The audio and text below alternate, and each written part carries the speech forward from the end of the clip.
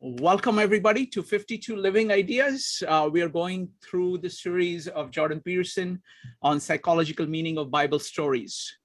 And today we are up to Noah and the flood.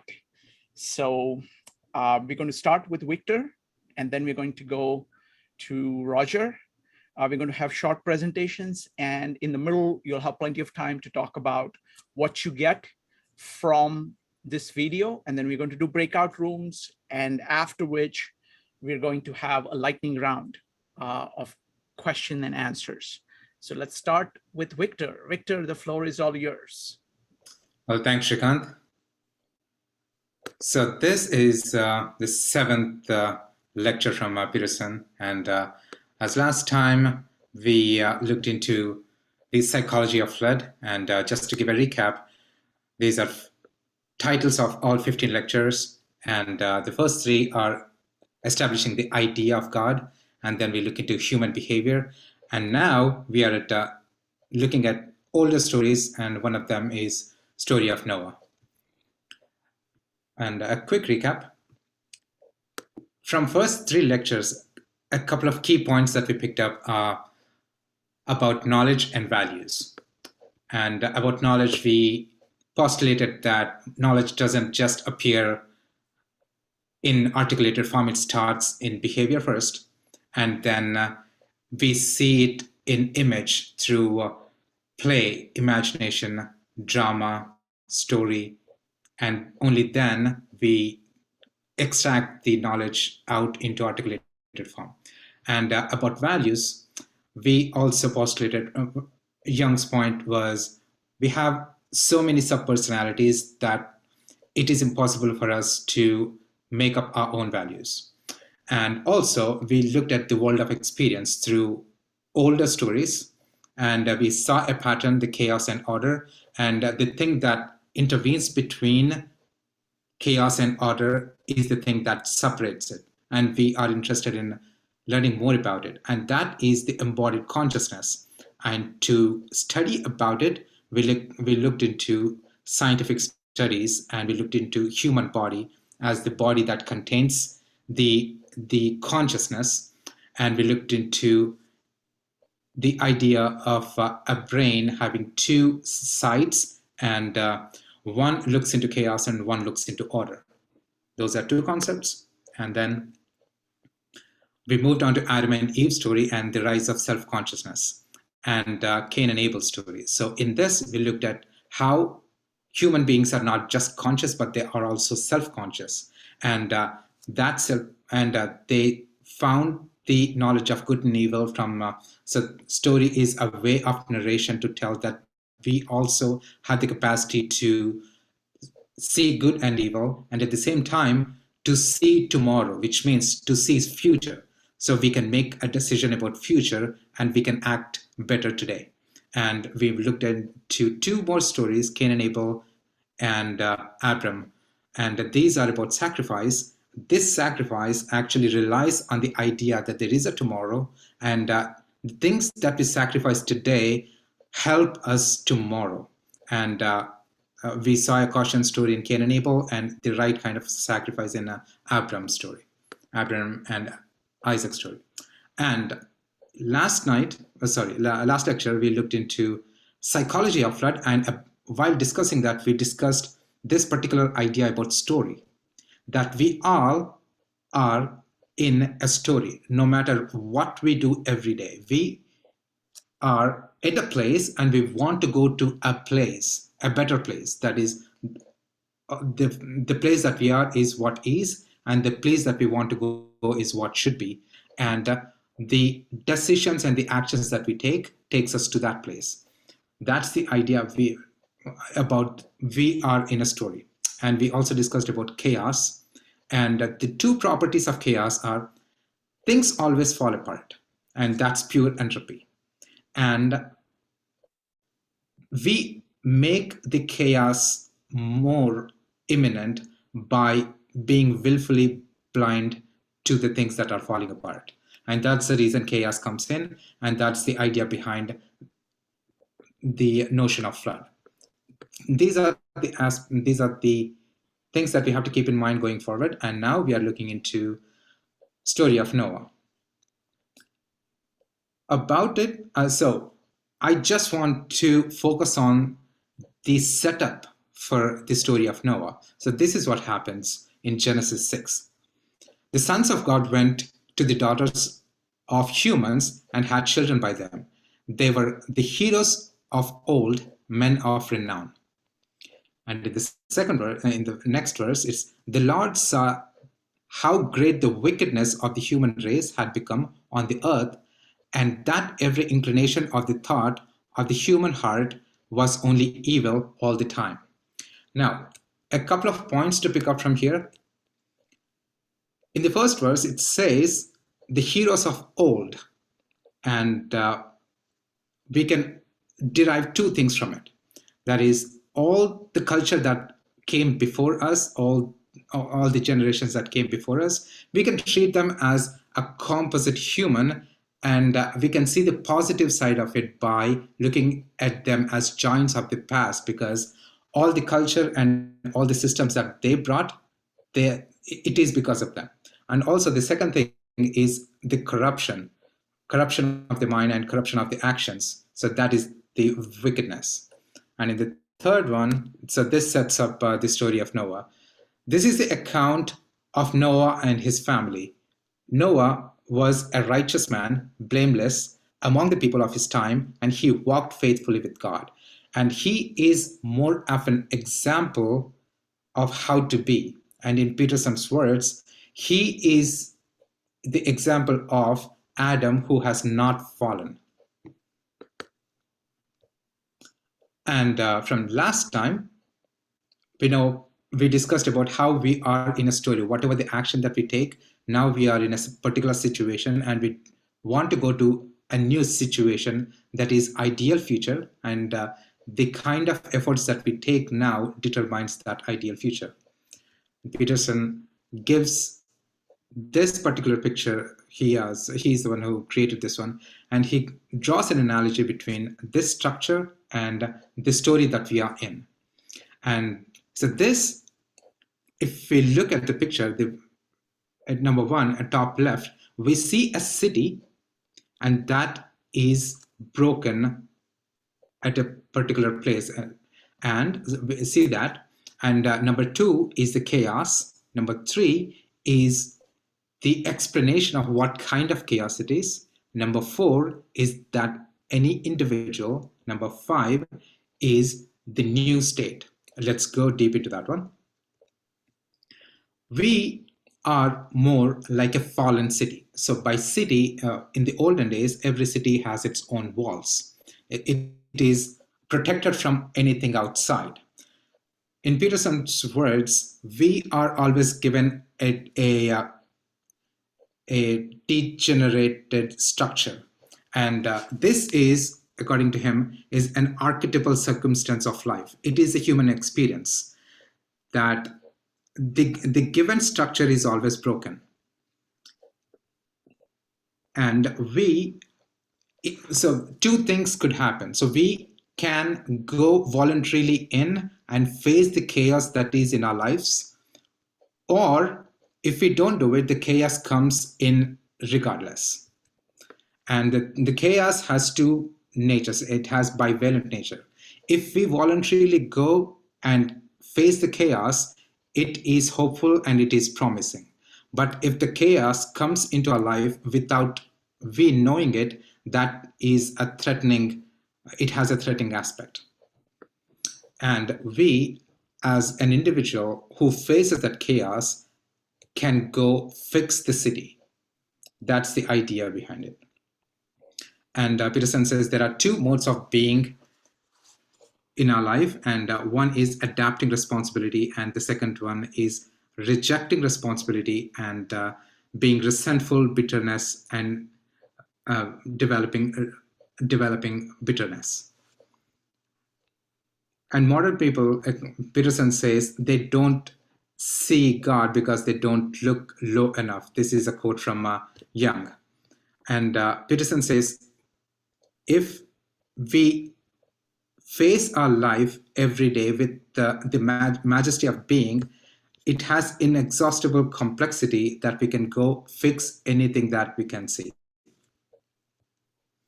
And a proper being is to repair the current circumstances for the better. And a good skill to develop is to be the thing that continually repairs itself. And voluntary encounter with the unknown is the better way than chaos coming to us without knowing. That's for today. Thank you. Thank you, Victor. So folks, we're going to have a presentation by Roger, and then we're going to, everybody is welcome to share their own thoughts about the video, and then we're going to go ahead and do the breakout rooms. Roger, the floor is yours. All right, thank you. Can everyone see my screen? Yes. Perfect. All right, so this actually is perfect. It's going to align up a lot with Victor. However, there's going to be a lot going on here. So the first thing we're going to start with is we're going to start with the things that are really, really small and examine how Peterson believes that your psyche is built. And he's working off of a Jungian framework. But then we're going to take that and take it all the way to the divinity of the individual, to the flood, and to what Victor was referring to as that city, and that city that's constantly falling apart. So the first thing we're going to start with is how exactly you develop your psyche, according to Peterson. And for Peterson, your psyche is, as he says, built from the ground up, meaning that your body encounters the world at different levels. And it's those encounters that are used to create what you see as yourself. It is how you both define the world outside of you and define yourself. We're going to go through a small little exercise to kind of demonstrate what this means by highlighting the different levels.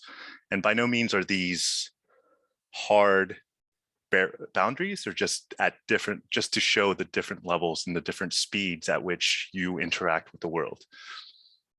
And the first one, you can imagine that you just got home from your home, you just got back from your home, and oh, yes, there you go. That you just come back from your home, and as you walk in, you hear some people talking in your room. Now, this is a surprise to you because you don't expect anyone to be in your home. So the first thing you should ask yourself that we want to explore is what exactly happens in this exact instant, the minute you hear it. And when you hear it, suddenly you freeze. The response is extremely quick, and it has to be, because essentially it's a response to an immediate danger. As Peterson points out in the previous lecture, it's a very low resolution, high overgeneralization.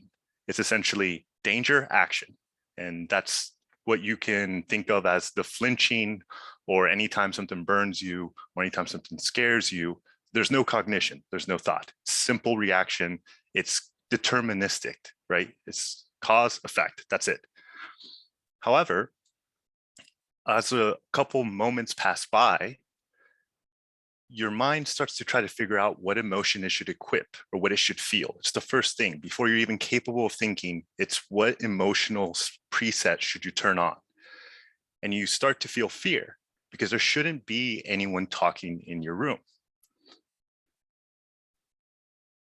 And that affect that you have then starts to affect a lot of physiological changes. Your heart starts to accelerate, you start to sweat, you start to get that sensation of stress.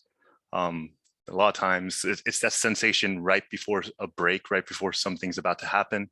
You can think of it as the right before two cowboys draw their guns in a duel, that tension that gets built really right before it snaps.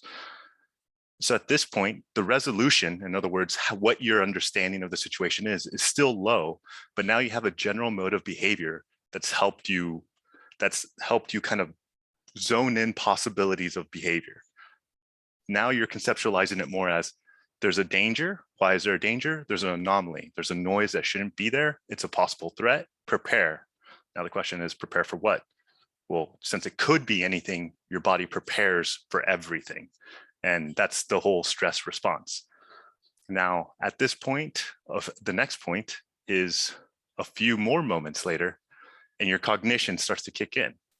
At this point, you actually start to consciously process what's happening. Your mind now has enough time to respond, and it fills your brain with possible outcomes. Is someone breaking in? Is there a serial killer in my room? The resolution of the situation becomes more and more accurate in the sense of now it's localized to the room. It's localized to the fact that it's people talking. So it means there's some form of human or something is in there. And this it's not long before this it's important to also note that as we're going up these steps and as time's passing by, we're going from reaction to abstraction.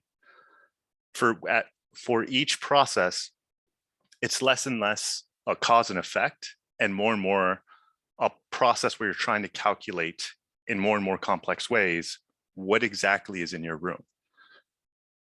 So you start to imagine all the different monsters that could be there.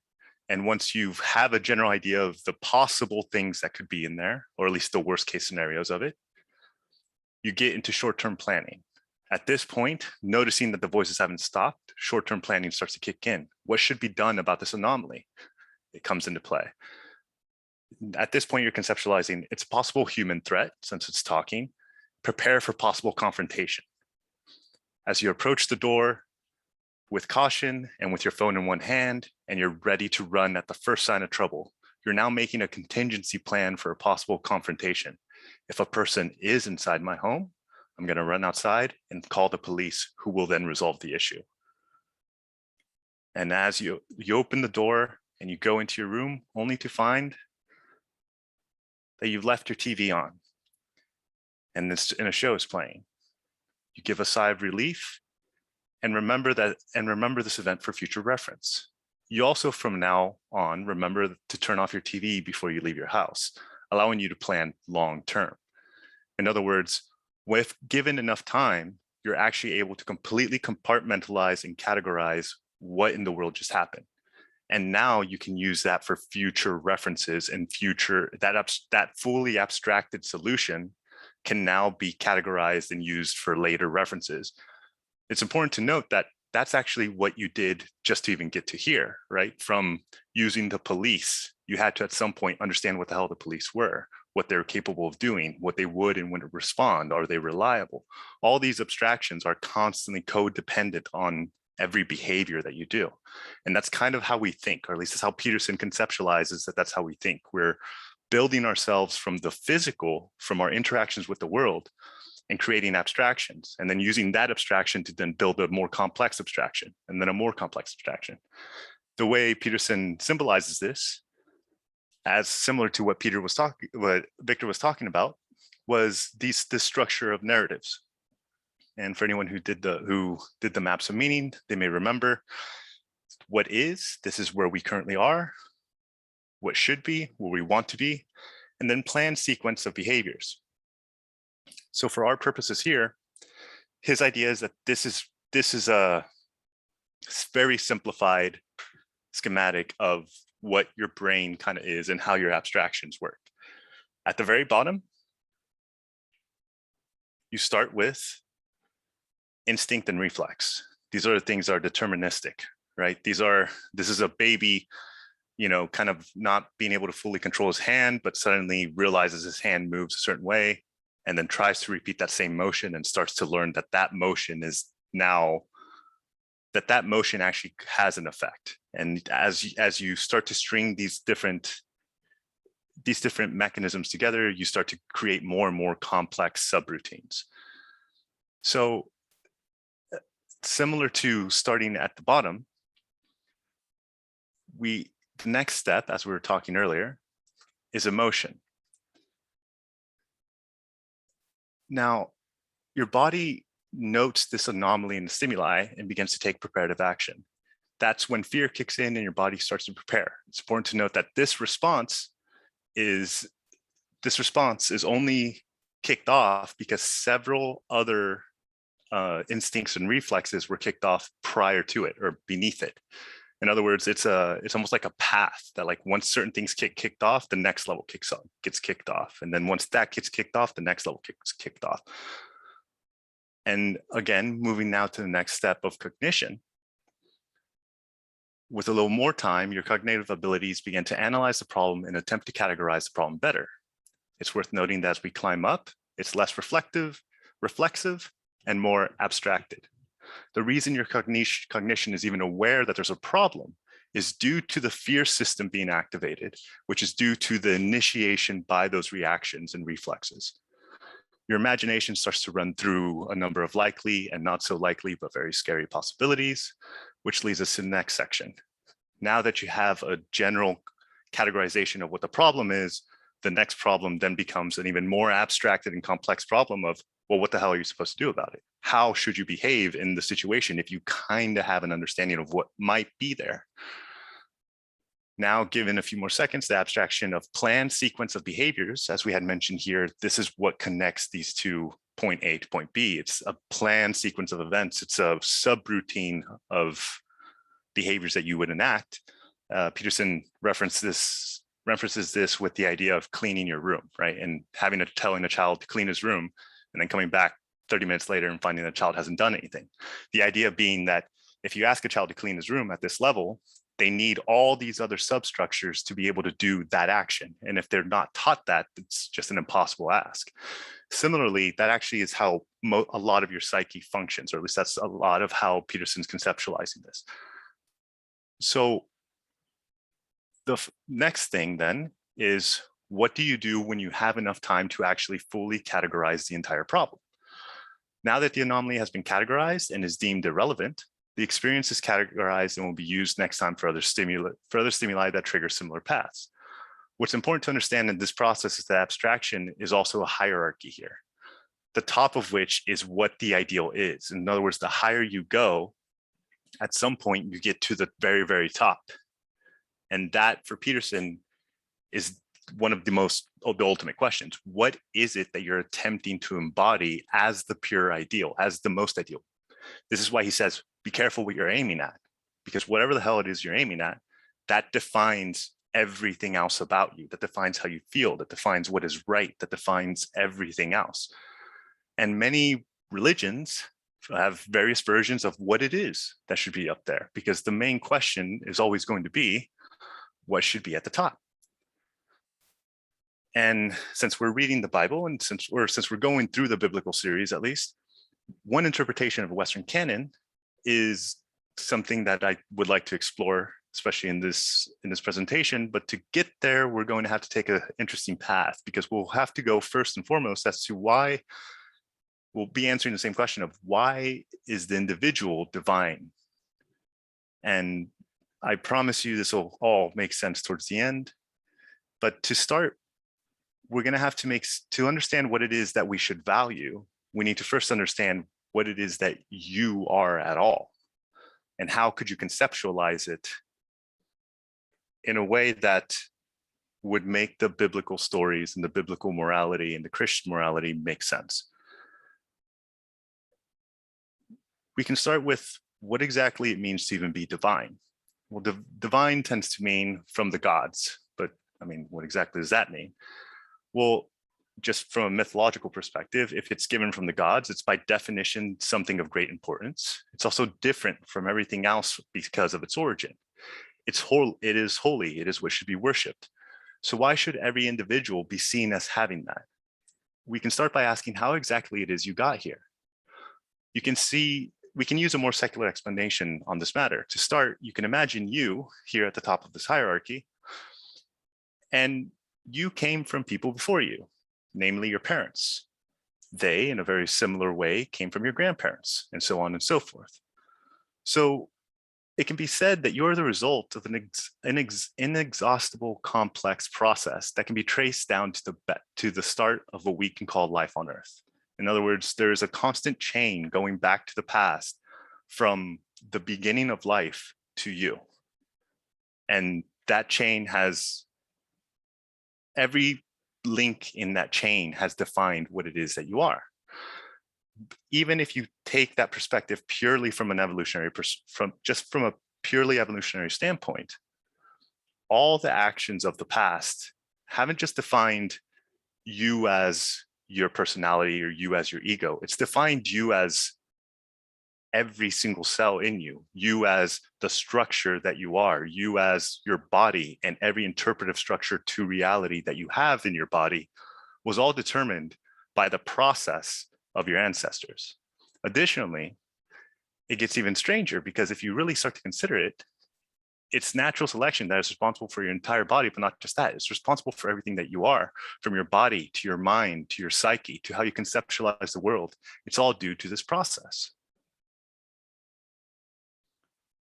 So then, to better elaborate this, let's expand our view of this process.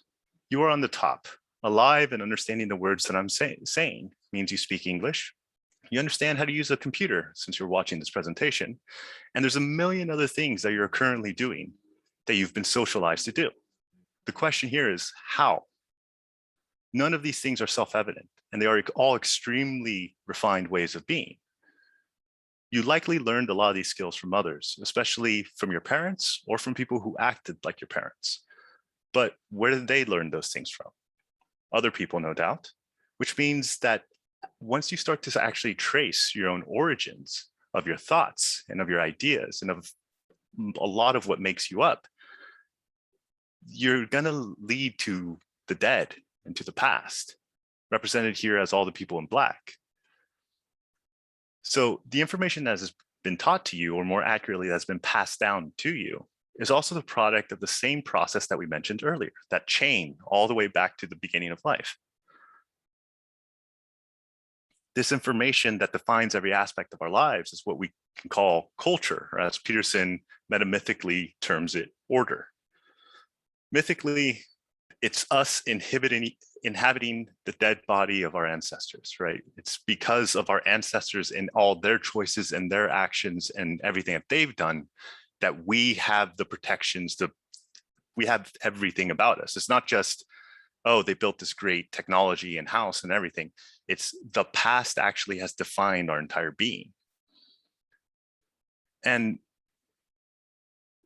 it's also important to note that eventually, to give perspective, this will also be you. You will someday die, and you will someday also be a part of the process that then gives to the people who are currently alive everything that they have, or at least in part. And it's important to conceptualize this mythically, because conceptualizing it mythically means that as the great you become a part of the great Heavenly Father that provides protection, right? You become a part of a tradition that spans back to the beginning of time in the sense of when time could even be perceived, and you become a part of that. So then why exactly is the individual divine? Well, before that happens, before you pass away and before you lose your consciousness, you're still alive. And as we've discussed before, you've learned most things from others, but there's also another possibility of your existence. There's another possibility for you to do something else. And that is for you to become a generator of knowledge. And here is the mythic saving your father from the belly of the whale trope, right? Why your father? Well, it's because the thing that fathered you, in other words, all the fathers that have ever come before, and the mothers too, have given you something that is broken, as Victor was referring to, as the city that is dissolving, the city that is always incomplete, but still has plenty of uses. And it's your capacity, and only your capacity, as in only humans can do this, to maintain that system and to even revitalize that system. And I found a good example of a meme that makes this case. And it's just one version of this, but it's the effect of how PhDs work, or how you could conceptualize if you decided to go for a PhD. And it says, imagine a circle that contains all of the human knowledge. You can imagine this as the totality of this process.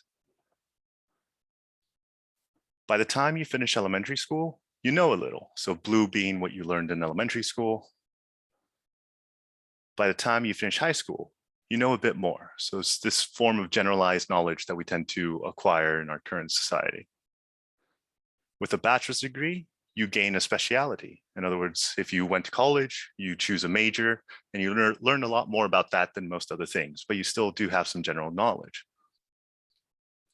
And then a master's degree deepens that specialty, that specialty.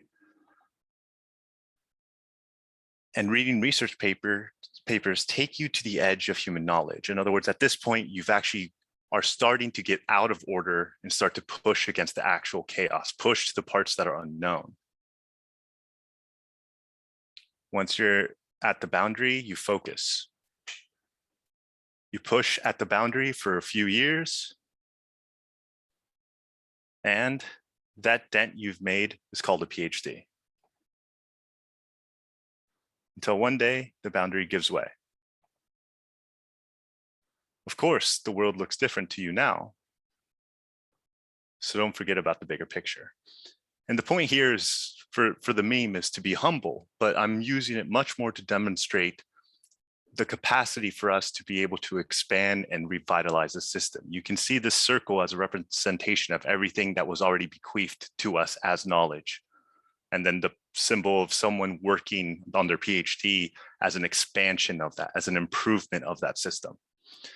And for Peterson, the way that this is conceptualized is as truth, as the articulation of truth.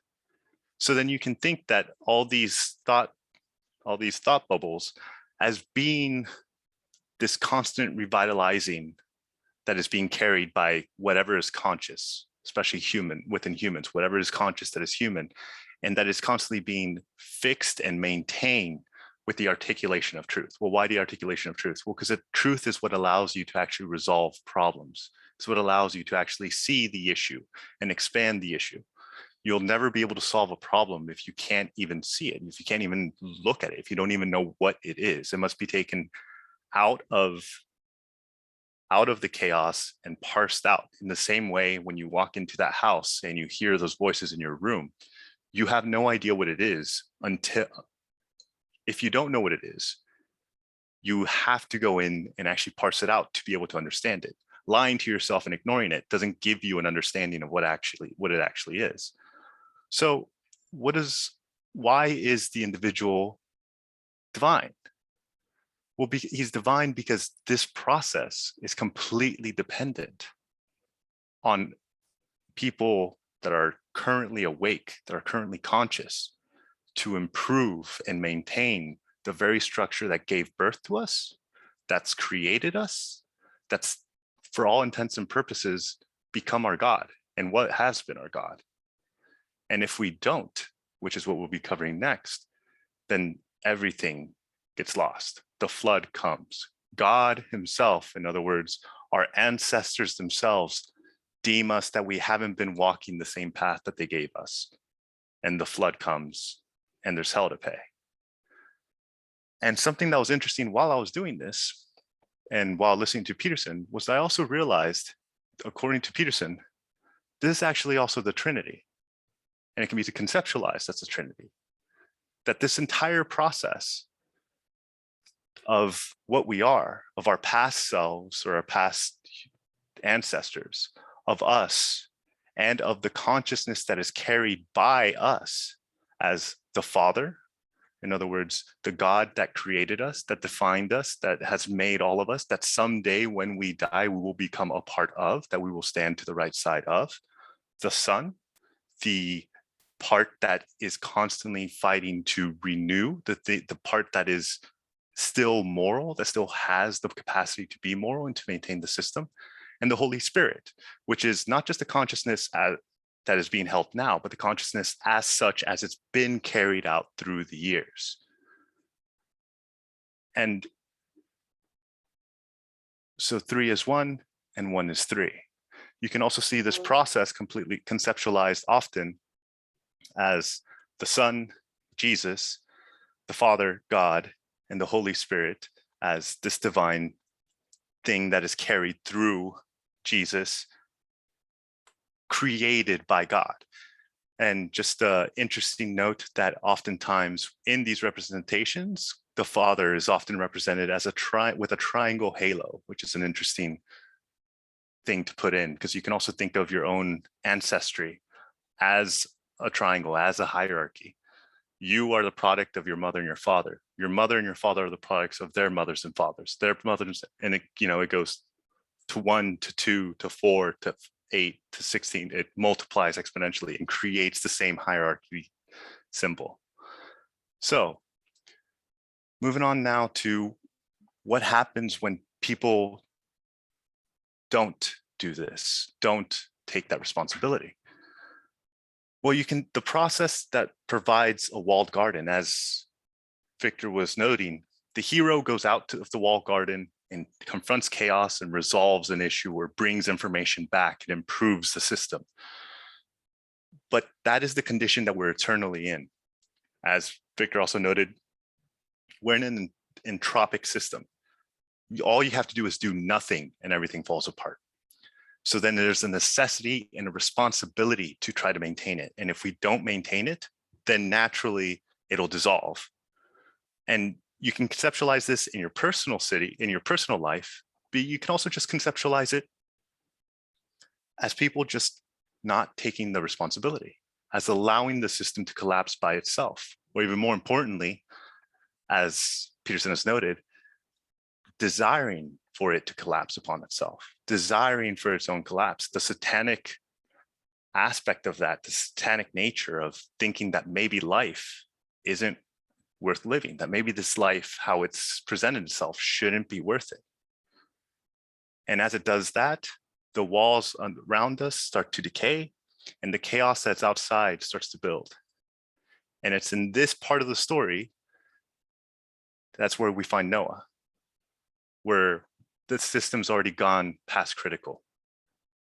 The society, the norms have completely collapsed, and Noah, because he is still someone who is attempting to try to maintain goodness, attempting to, through truth speech, continue to be going, is by, you can either conceptualize it by divine powers or simply by being truthful to the games that he chooses to play, by being moral to the very games that he voluntarily chooses to be a part of, is shown an opportunity to avoid the flood and not lose himself. And that's why, one, how our psyche's built, two, what should be at the top, and why the Christians see it as a massive responsibility, because we are the result of this process and no one else but us can even maintain this process.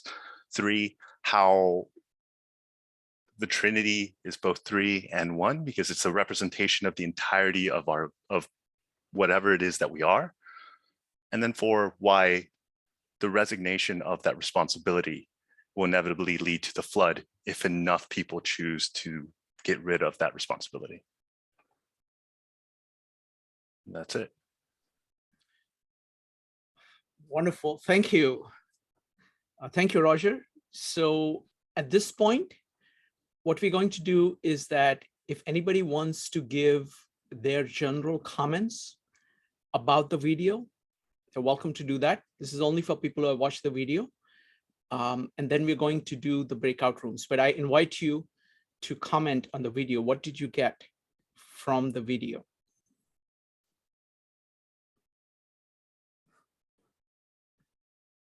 Joe. Just a second, I need to unmute everybody. Hold on. Sorry about that, Joe. Go ahead.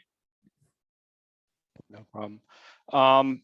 Yeah, I mean, wonderful presentations as always. You know, one of the things that had really stuck out to me, and one of the things that was true in Maps of Meaning as well, was he talks about our shadow in ourselves and our role in this process, and what Roger and Victor have articulated, our role, our personal individual role in chaos, specifically when we're aiming at the wrong thing. And I think that that was something where if we're aiming at the wrong thing, we can actually create hell on earth. We distance ourselves from the right things to do specifically, what is good action.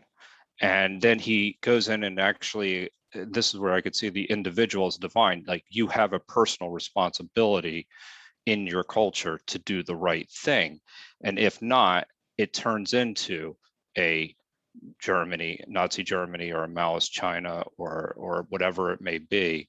And he talks about how essentially our shadows are much stronger than we know. And it reminded me of something else that he talked about when he was in prison. And he had this, feeling of actually wanting to randomly jam the pen into somebody's neck in front of him. And he said, this is the devil that exists in all of you, so that you really need to be cognizant of this. So that these temptations that we have, and like the idea that we can say, well, I would never be a Nazi guard or something like that. And I too have that like same reaction that he had, where he says, anybody that says they absolutely wouldn't be is the person that you actually should be worried about, because that means they don't necessarily know themselves, essentially, is what they're saying, the shadow within themselves. So it really is about what Roger has articulated. Is just, I'm just extracting a little bit from that and saying where our personal responsibility can go if we're aiming at the wrong thing, and how good things can be if you're aiming at the right thing. But our goals and our understanding of ourselves is kind of critical in that process. And I thought he walked through that pretty nicely, and that we can actually either, bring something that is, wonderful, more on earth, or pure hell. So. Thank you, Joe. Next up is Katie. Katie, what did you get from the video? I was seconding what Joe said, because I really liked his discussion of personal hell, how you can really, one person can really do a lot to create a positive atmosphere. And he talked about people approaching him later, or the other way, to create a negative atmosphere. I really enjoyed that discussion. Wonderful. Thank you. Thank you, Katie. So folks, now we're going to go into breakout rooms to discuss this entire video, Victor's presentation, Roger's presentation. And when we come back, let's come back with the best questions, that question that you have, the biggest question on your mind. And then we're going to do a lightning round with those questions. In each of the breakout rooms, there are going to be people who will be facilitating the discussion. They have star in their names. And the general format is that let everybody get 1 to 2 minutes to talk about what they got from the video, bring up any issues, and then have a general discussion. We'll be back here in 20 minutes to do the lightning round.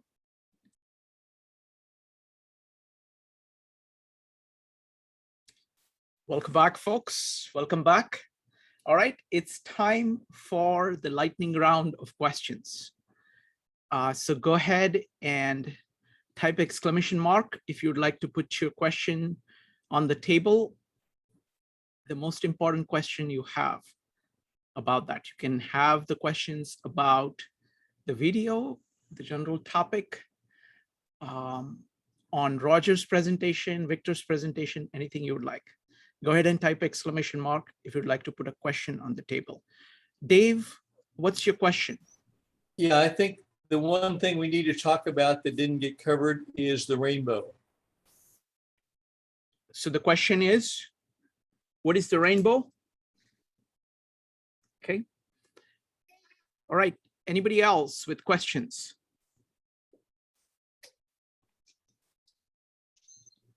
You can raise your hand or type exclamation mark. Katie. Since we're doing the rainbow, how about understanding the dove in the story? Okay, so what is the rainbow? What is the dove? Okay. I have a question. Go ahead, Joe, go ahead. How do we know we're distancing ourselves from what is good? Very good. How do we know we are distancing ourselves? Okay. All right. I have a complex question about the Trinity, and I'm hoping that people who know the Trinity will help me. But let's go with Jyoti first. Jyoti, go ahead. Yeah, my question is, I don't know whether I even understand the question, but I'm going to see if I can frame it right. Like your ability to make a decision depends on your self-esteem, because you will perceive the situation according to who you are and how you feel about yourself. How do you know that you are targeting the right way of dealing with the situation, because you are not perfect? Okay, very good. How do you know that you're targeting the situation correctly? Okay, all right. So my question is about the Trinity and the concept of God as Father, which is, the way in which Roger presented it, it is equivalent to culture, kind of the sum of everything that has been achieved. In Tao Te Ching, I've been looking at it as nature's, kind of the sum of everything, order and chaos. So I don't know which of these conceptions, and what is the difference between these conceptions, and whether in Bible, the conception of God is about culture, everything that has already been achieved, or it includes the potential and order together. So that's my question. Anybody else? Okay, so we'll start with Joe's question. Joe, can you go ahead and restate it? Yeah, how do we know we're distancing ourselves from what is good? Meaning, specifically, and Roger had mentioned, and I mentioned it in my comments, the idea that it's so important as to where we're aiming. How do we know that we're aiming at the right thing? And if we're aiming at the right thing, then how do we know if we're deviating from the good, what is right? So. Excellent. So if you have answers, go ahead and type exclamation mark. It's going to be Roger followed by Pegor. Roger. Yeah, I think it was in this one where Peterson talks about the idea that I think it's the Sermon on the Mound where he's pointing out that it's aiming at the highest thing you can think of. It's attempting, to some extent subjectively, because what Peterson points out is that morality can also be conceptualized as you simply following the rules of the games that you voluntarily choose to take on. So I think we were talking in our breakout group, if you join a relationship, you don't cheat because you're the one that chose that game and you chose to get in that game. So you should play morally the rules that you agreed to. And then, well, what games should you play becomes, well, the hardest, most divine game that you can think of. What's the what do you like? Ultimately, what you're actually trying to look for is what could you do in your life that would actually make the fact that you're gonna die and never exist again worth it. That's ultimately and okay, aim for that. And if you do aim for that and you're able to play the rules of the game that you've chosen to play, you'll be rewarded. And it's kind of this idea that you've justified your own existence. Wonderful. Next up is Pegor followed by Dave. Pegor. Yeah, I would agree with Roger, but on a more sort of practical level, and Peterson has mentioned this, is like if you're stuck sort of not knowing what to do or whatever, you can think of the worst possible thing to do in that situation and then put it in front of a mirror and do the opposite of that. And so that could be another more practical mechanism of figuring out what's the good thing to do, or whether the thing that you've decided to do is closer to the good thing or closer to the bad thing. Wonderful. Dave, how do you know if you're distancing yourself from the good? I think we have to contrast old times when we lived in villages and we knew everyone and we took care of everyone. The family or the town drunk, got put in the jail overnight and let out in the morning just to take care of it. But in the city, most contacts are anonymous, but look around. Do you see starving people? Do you see beggars? Do you see homeless people? Do you see handicap? Do you see addiction? We're supposed to treat our neighbor as ourselves. We're supposed to take care of the poor. And this thing in a city of 1 million people or even 300,000 people, it's overwhelming. I can't do it myself, but we have to construct a society to do such things. Thank you. Next up is Joe. Yeah, there's something I actually thought of, and I guess it resonated with what Bogoris said resonates with me. There's actually a Stoic exercise that says act the opposite.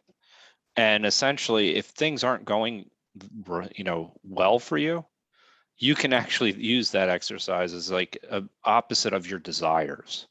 What you're actually, because your desires are leading you down a path that you may not want to go. So it helps you practice the I guess the virtue of temperance to a certain degree. And so I think that well, just thank you to everyone who answered, because it helped clarify my question a little bit as well. Thank you. Thank you. We'll go to Jyoti's question, which is very similar. Jyoti, how is your question different from the question that Joe was asking? Can you elaborate a little bit? I think I was talking about the personality of the person based on the person's self-esteem. Mm-hmm. And Joe is asking, yes, it is more or less the same kind of question, but he's, I don't know, Joe was not really talking about the self-esteem part Mm-hmm. that I was talking about. Excellent. So, so the question would be, how does self-esteem figure in all of this, in pursuit of the right thing? Kevin, you can answer either any of the two questions, and anybody else who wants to answer, go ahead. Yeah, I would say for the Joe question, the good is based on your value system first, right? If you based on nature, based on Tao, it's different. You close to nature. How close your nature is how good you are. If you based on divine, it's based on how you read the book, the practice. If based, let's see, also from I forgot his this hierarchy based on your parents' culture. The base that's another route, right? So, and for the Jyoti question about the self-esteem, I would say still similar, follow similar pattern. If let's see, follow the current rules, here's let's see, you see that I need to follow the rules, the game I chose for. Who made these rules? I have no choice. I have to follow either one of the rules. Someone else made it to play with it. I don't want to self or isolate myself. I have to participate by the very passive way. Thank you. Thank you. Next up is Margarita, Pegor, and Jeff. Margarita. Yes, with regard to Joe's question, what is good or what is the right way? I wonder whether that is something about our own value, good for ourselves or good for the community, like the cultural norm, what is good and wrong. I think because I think it's in one of the presentation, Jordan presentation, you say that you can only find the truth or success if you do it, because you don't know it beforehand. So probably we need to separate ourselves whether we want to obtain the good for other people or good for ourselves. So what exactly that we're aiming, because probably we don't know anything about what is good or not good.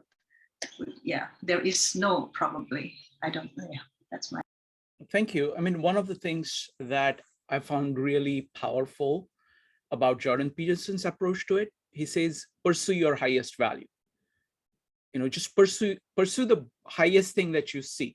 And in the course of doing that, you will actually discover what your values are. So the goal that you're pursuing, you cannot a priori say, okay, I'm going to wait till I figure out what's the right thing, because then you'd be waiting forever. So it's like, it's that loop of saying, this I think is the highest thing. I start going towards it, and then that you modify it. You learn about your values in the process of that. So that's the action as being the crucial component of discovering of values. Next up is Pegor, followed by Jeff. Pegor. Yeah, to answer Jyoti's question, I think that I'm not going to say self-esteem, I'm going to say strength of character has a lot to do with how often, let's say, someone abandons a moral position or a value that they hold because of, let's say, social pressure, or because of, I don't know, financial incentives and so on. And I think that does play a huge role. And if one does not have strength of character, I think they should, I mean, I guess we're all on a scale or a spectrum of strength of character. We should all try to simultaneously try to improve our strength of character, be more confident in our decisions. And I think that sort of, in order to be able to do that, you have to sort of tell the truth, at least to yourself, and to be able to start building that. I don't know how helpful that my answer is, but I think there's definitely a correlation between those two things. Wonderful, thank you. Next up is going to be Jeff, followed by Joe. Jeff. So I think this is a wonderfully rich conversation, and it does beg many questions. And so just sort of building off of, Roger's orientation to kind of highest purpose being one of the, what are we aiming at? What is the ideal self? What is the ideal relationship? What might be the ideal society? Even what might be the ideal for however we think of our, if you will, agreement with God. And so these are,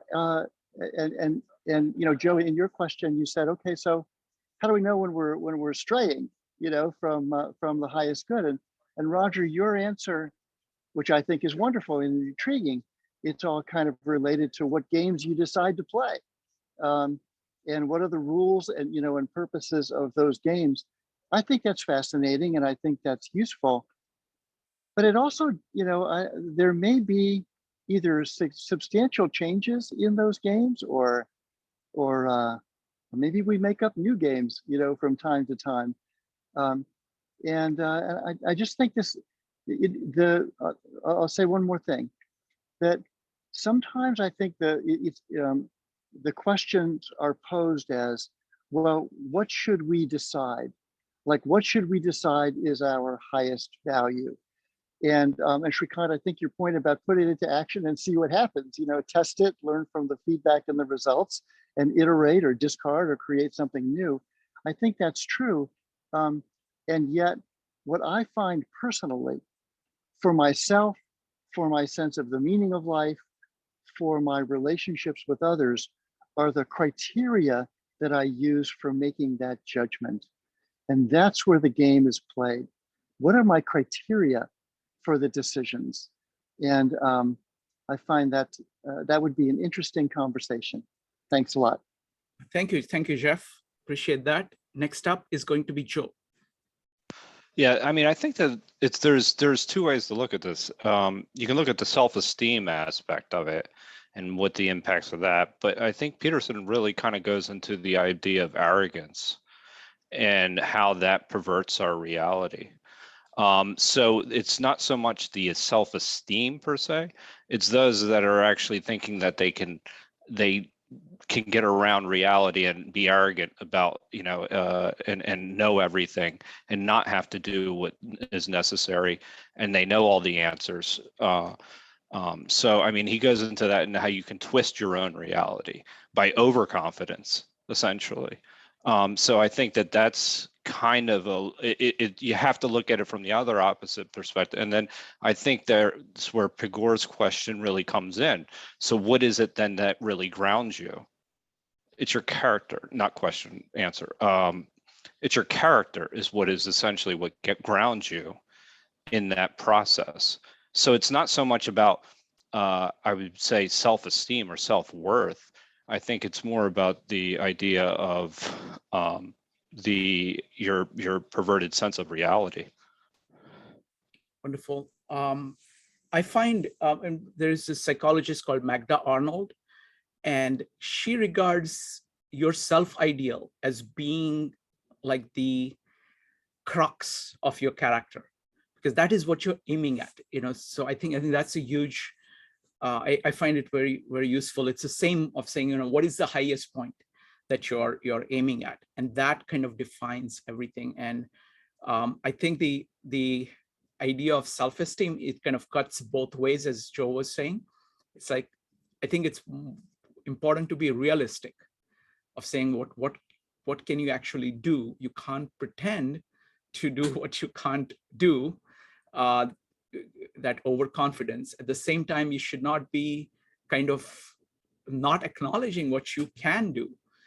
So I think the self-ideal as being the pull is very powerful. On that note, we are going to do a meetup this Saturday on self-narratization, the role, kind of the self-ideal and your path towards it that you come up with.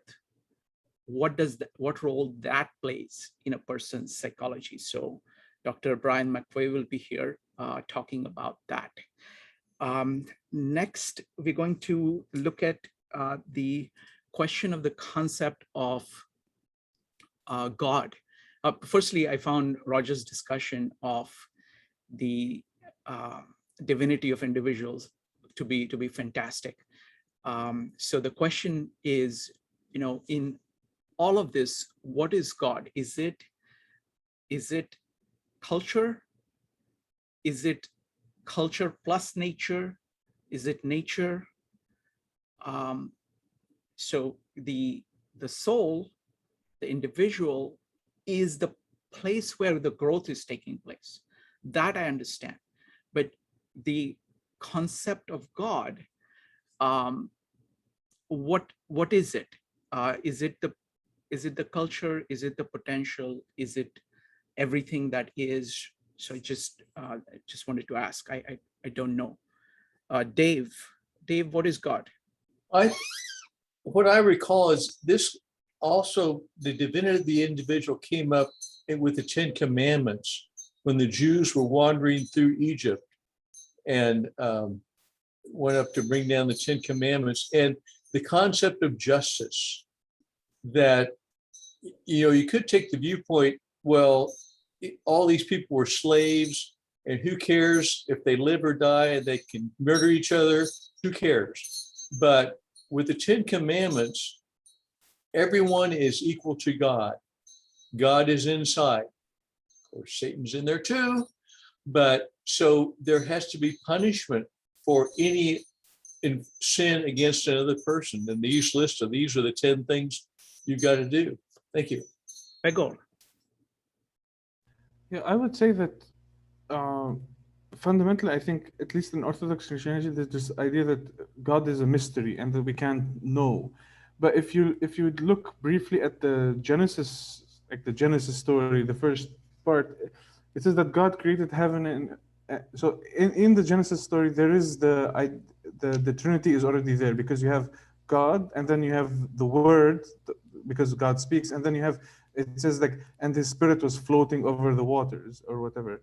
And so you already have the Trinity, but it says that God created, and in the beginning, God created the heavens and the earth, and then everything came after that. And so it's sort of like the Ouroboros, I would say, in conception, at least in Peterson's terms, where everything emerges from that. And so we can sort of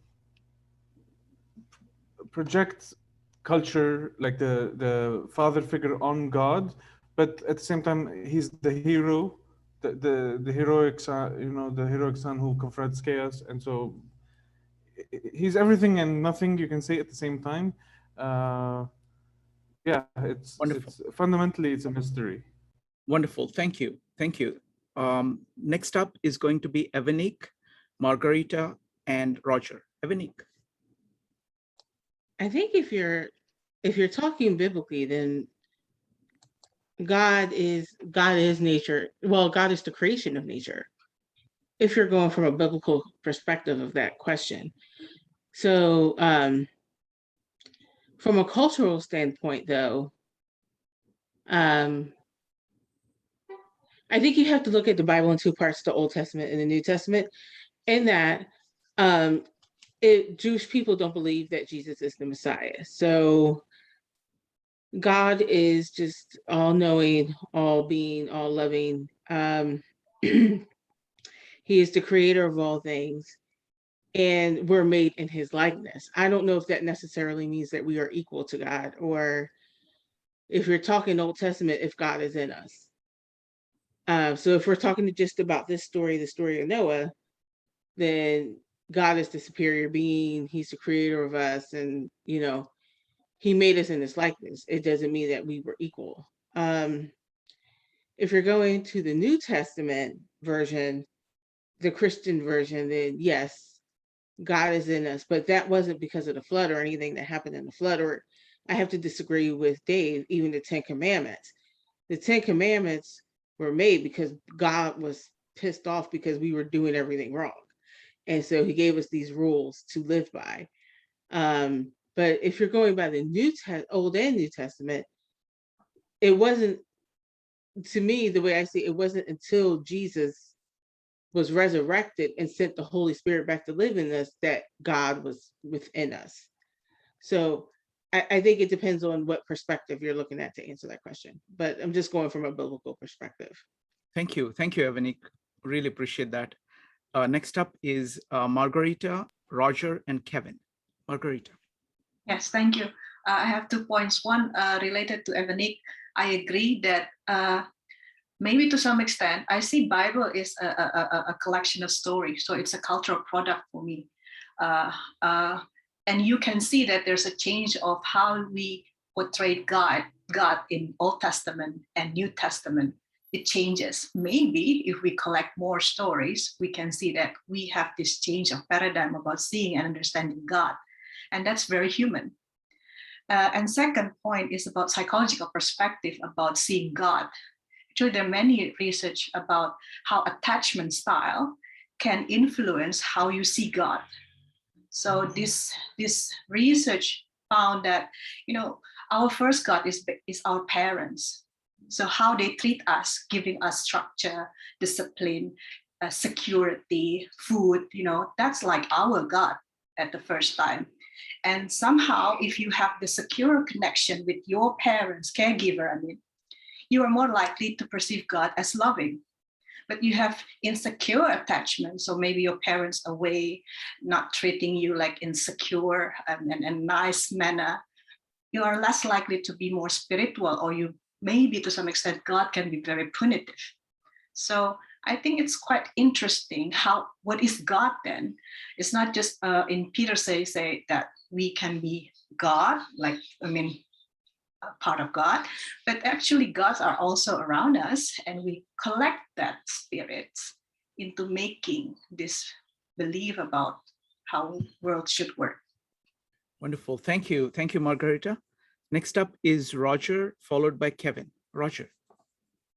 I was also just going to point out that with the Trinity, which is why it's such a weird and confusing thing, is that you're supposed to believe that they are 3 separate entities, but then also one singular entity.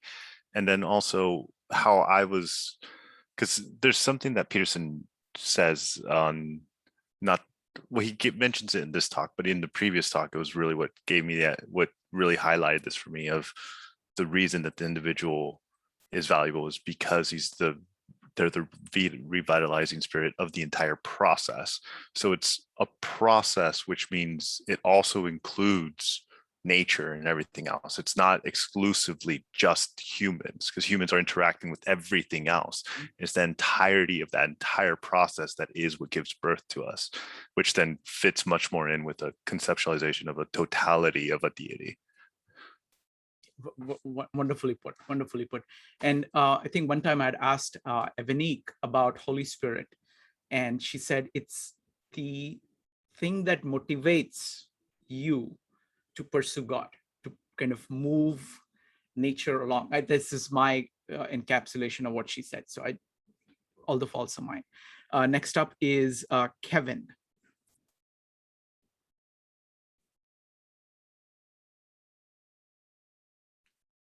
Kevin, go ahead.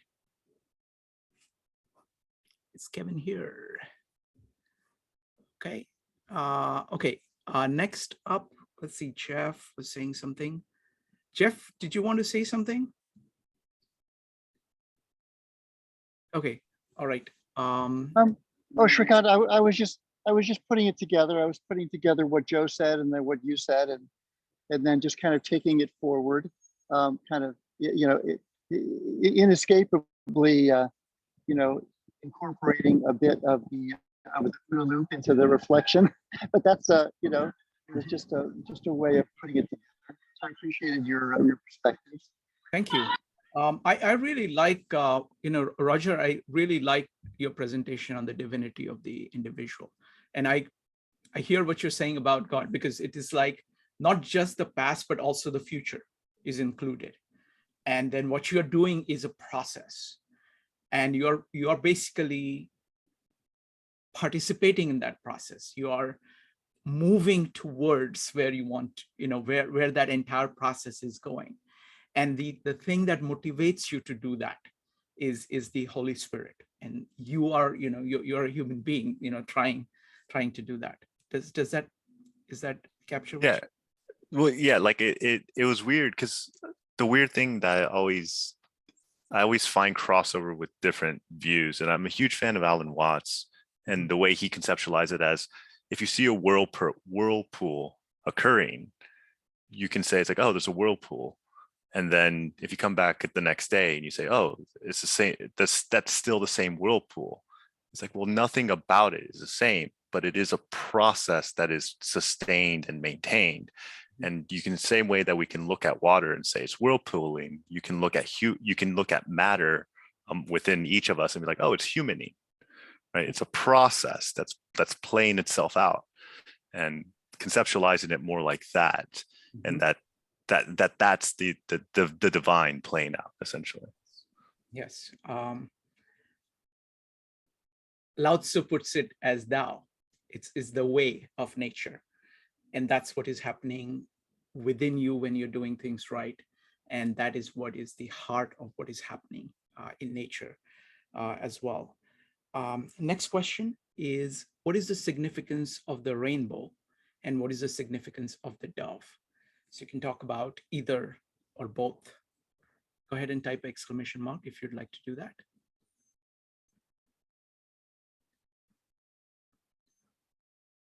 Okay, Dave, what is the significance of the rainbow and what is the significance of the dove? Well, I will comment on the dove since I brought up the rainbow, and I'll invite someone else to comment on that. But the dove, Noah released the dove to see if the dove could find land. And I think the first time it came back empty-handed, but the second time came back with an olive branch. And the dove with the olive branch in his mouth is a big symbol of the peace community.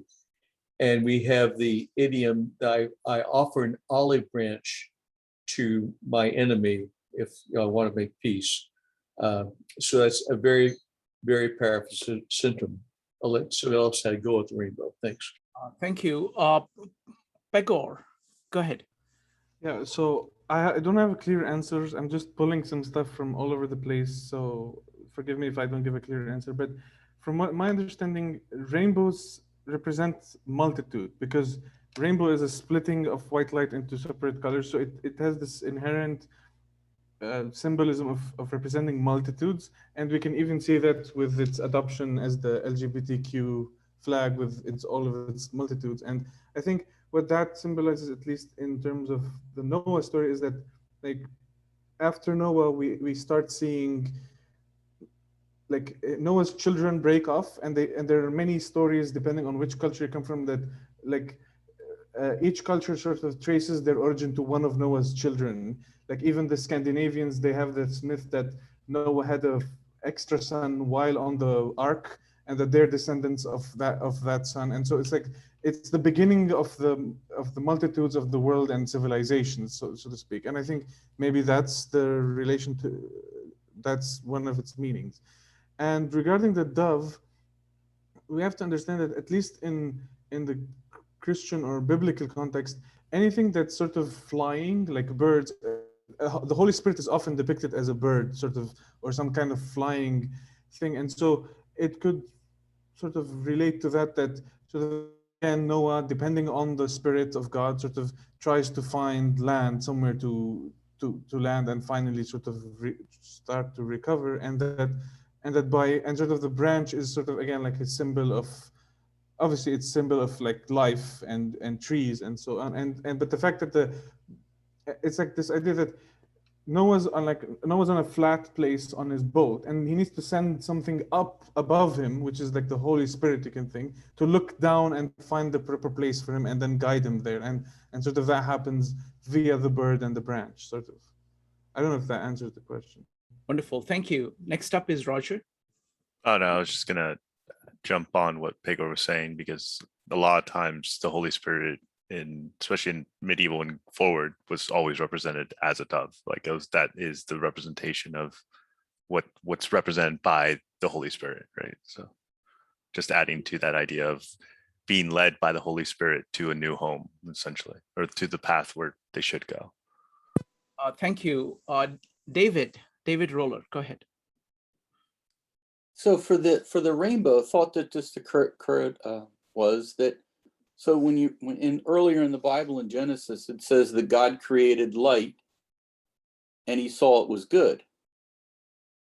And I'm wondering if the rainbow, which is basically a representation or a display of light, was his way of saying a reminder or a image of something that he created that pleased him. And so after he had the flood and he had basically, I guess, purged what displeased him, he was now pleased with his refreshing or renewing his creation. And it was just a symbolization of his pleasure in something that he had created. Thank you. Next up is Mike.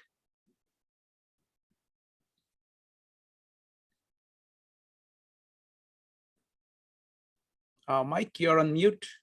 Okay, hi, can you hear me? Yes. Well, there's a bunch of things that are in this story, and the incomplete thought that I didn't quite get complete is you started to say, there's a connection to the Trinity here, and maybe I can complete it. Please do. Please take 2 minutes. 2 minutes. Or 3 minutes. God. Or 3 minutes. 3 minutes. Let me give you the 30-second one, and then we'll see how we. Yeah. So because it just go. Yeah, I'm giving you. Okay. Well, we had a long discussion yesterday about the difference between the oral tradition and the written tradition.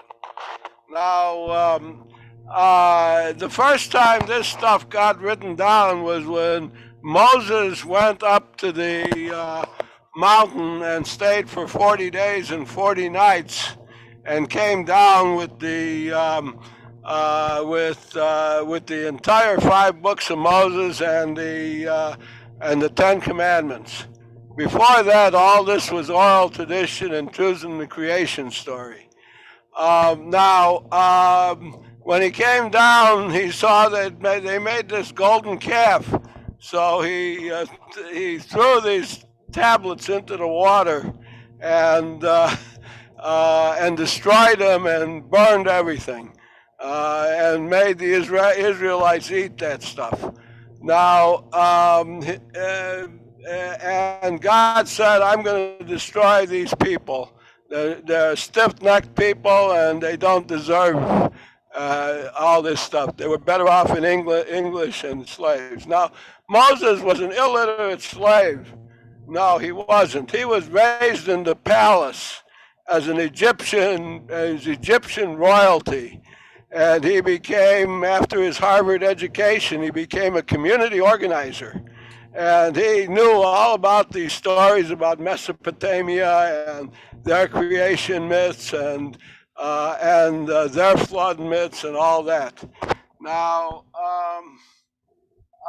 God three times three times, there's a three occurring a lot of times. God tried three times to destroy the world of evil. And he even thought about removing the concept of free will so that the blessing of free will so they wouldn't have evil anymore.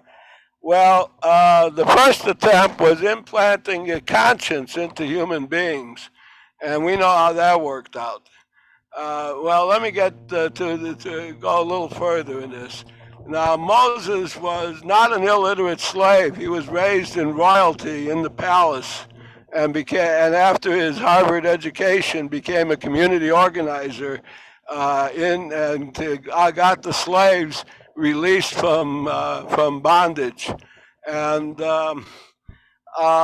wrote down all these things for the first time. The creation myth, Moses, Abraham destroying the idols, the story of Joseph, all that stuff.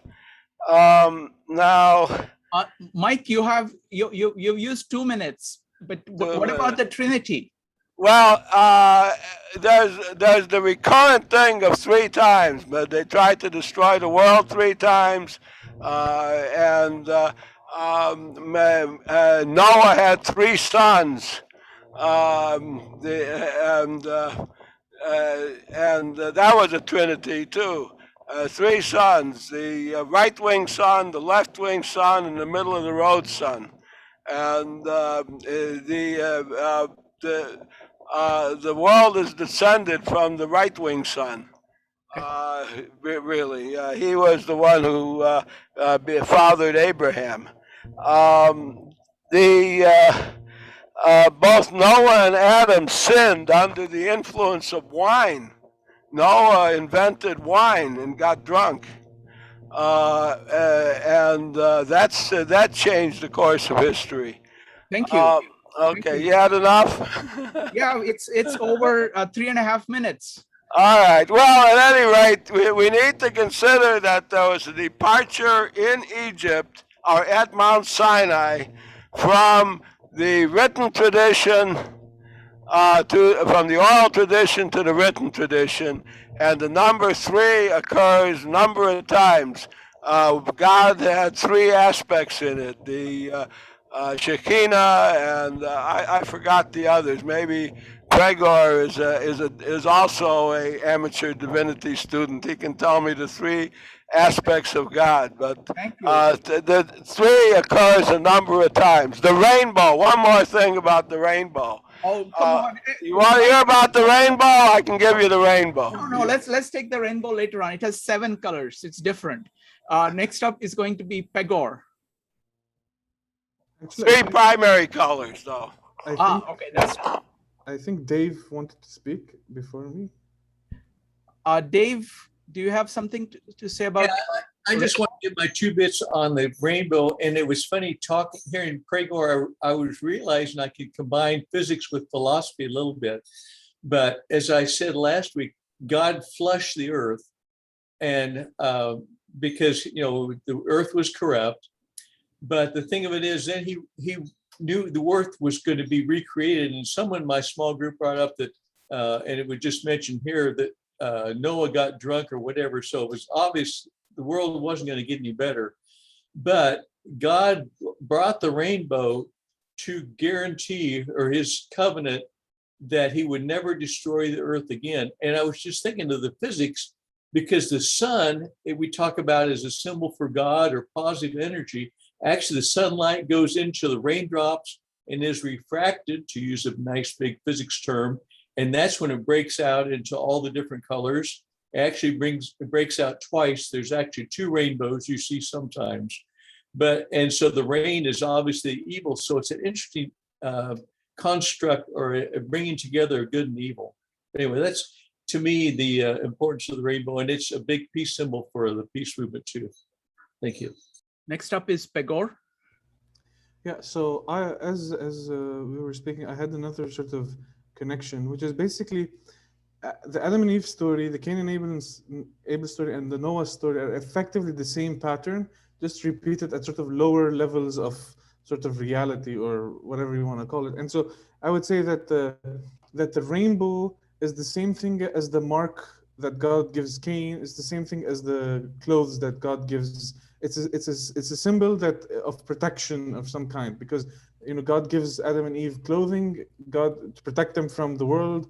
God marks Cain so that others don't kill him, and now God gives this symbol, this mark of a rainbow to protect Noah, or to tell him that no more harm is going to come to you. And then again, to tie it to the dove, it's like God guides them out of the garden. There's like this guiding, and then there's like, and so actually I don't know how to tie the dove to this, but the rainbow at least works out.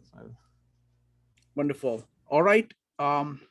So Roger, I really like the presentation. So, and I think the Kava is a significant Canva, right? Is a significant upgrade. Yeah, Canva. So you're liking less words? No, because it's very effective. That those pictures are able to portray the words. They are able to dramatize the words. So they're able to actually show you the kind of patterns far more effectively than the words. And words spoken with the pictures and the sequence of pictures is a very powerful way of presenting the concepts. It's working very well. No, yeah. The bad part is it's fun to make them, so then I get stuck making them a lot more than I normally would spend time, because I get so entertained by making them. So wonderful. All right, folks. So what I'm going to do is that I'm going to call this meetup done, but I'm